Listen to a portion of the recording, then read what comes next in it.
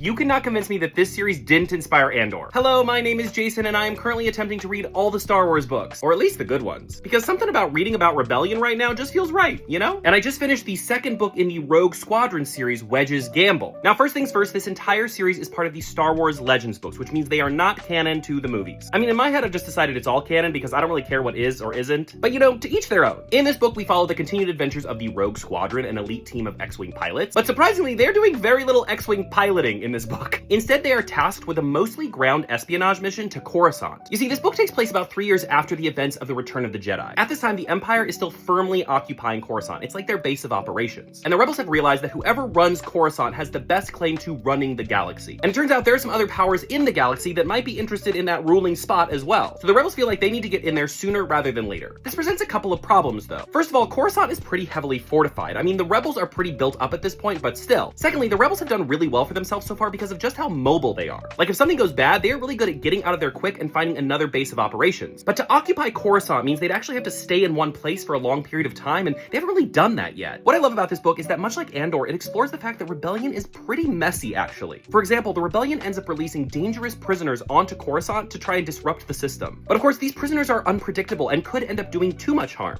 The book also spends a lot of time talking about the actual politics of rebellion, and the ways that politics can even slow down or get in the way of progress. And of course, real change, real rebellion is only achieved by those who are willing to give their lives for the cause. I also really love Wedge as a character. Even though he isn't necessarily the main character, he's still really important here. It's really fun to see such a relatively small character in the Star Wars movies get such a spotlight here. Unfortunately, I will say this is not a perfect book. In order to achieve this mission, the entire team of Rogue Squadron is sort of split up into little groups. Each of them ends up having their own little stories that eventually converge back on each other. And I will say that some of those smaller stories end up feeling a little bit like fluff. Not all of them. Some of them are dealing with really interesting things like racism and prejudice in the galaxy, but some of these individualized moments do feel like we get a little lost in the mud. All of this does lead to a fairly epic climax that does have pretty big consequences for the series going forward. For me, Wedge's Gamble was a 4 out of 5. I do think the second act gets a little muddy, but I absolutely loved all the discussion of rebellion and politics in a galaxy far, far away. It's crazy that books like this are inspired by and have been around in the Star Wars verse for so long, and yet there's still Star Wars fans that want to say that Star Wars is not political. I think some people are just dumb. And you know what? That's okay. Now, I am going to be continuing on with the Rogue Squadron series with the Krytos Trap. However, next up in my Star Wars journey, I'm going to be reading A Test of Courage, the next book in the High Republic series, as well as Tarkin. I'm really trying to do my best to go back and forth between Legends, canon, and High Republic. I know High Republic is canon, but it also is sort of its own thing. I like the idea of like covering all the bases. Have you read any of the Star Wars books that I talked about today, and what are some of your favorite Star Wars books? Let me know.